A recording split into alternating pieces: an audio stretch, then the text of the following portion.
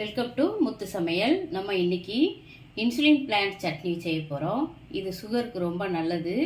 அது எப்படி செய்யலாம், என்ன பொருள்லாம் போடணும்னு சொல்லி பார்க்கலாம். வாங்க வீடியோக்குள்ளே போகும்.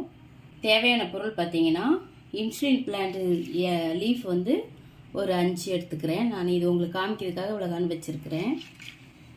பாருங்கள், இப்படி தான் இருக்கும்.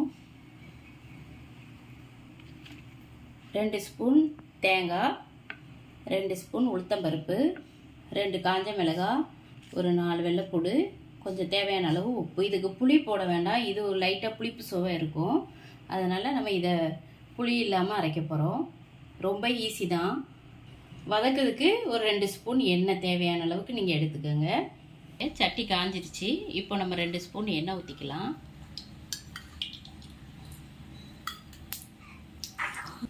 2 காஞ்ச மிளகாய், 2 ஸ்பூன் உளுத்தம்பருப்பு, வெள்ளைப்பொடி போட்டு வதக்கிக்கலாம்.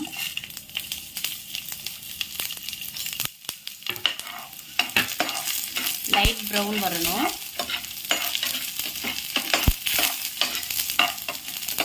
பாருங்க, லைட் ப்ரௌன் ஆயிடுச்சு. இப்போ நம்ம இன்சுலின் பிளான்ட் எல்லாம் ஒரு 5 இலையை நான் கட் பண்ணி போட்டிருக்கேன். லைட்டாக வதக்கினா போதும், ரொம்ப வதக்க வேண்டாம், கலர் டக்குன்னு மாறிடும். பாருங்க, இப்படி மாறி வந்துட்டு பாருங்க. லைட் க்ரீனாக போட்டோமோ எப்படி ஆயிடுச்சு பாருங்க. இப்போ வந்து நம்ம 2 ஸ்பூன் தேங்காய் இருக்குது பார்த்தீங்களா, அதை சேர்த்துக்கலாம்.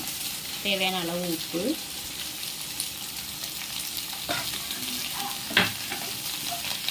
அவ்வளோதான். நம்ம இதை ஆற வச்சு சட்னி மாதிரி அரைச்சி நான் அரைச்சிட்டு வந்து நான் உங்களுக்கு காமிக்கிறேன். பாருங்கள், இப்படி தான் இருக்கும். வதக்கும் போது இலை இப்படி தான் கலர் மாறும். இந்த க்ரீன் மாதிரி இருந்தது, இந்த கலர் ஆகிடுச்சு. இது வந்து தக்காளி சட்னி டேஸ்ட்டில் தான் இருக்கும் இந்த இன்சுலின் பிளான்ட் சட்னி. பாருங்கள், வதக்கினோடனே இப்படி ஆயிரும் கலரு. அவ்வளோதான். ஆஃப் பண்ணிவிட்டு நம்ம அரைச்சிட்டு வந்துடலாம். அரைச்சி காமிக்கிறேன். இன்சுலின் பிளான்ட் சட்னி ரெடி ஆயிடுச்சு. பாருங்கள், இது இந்த இலையை நம்ம பச்சையாக கூட சாப்பிட்லாம். 5 இலை சாப்பிட்டுக்கலாம் ஒரு நாளைக்கு.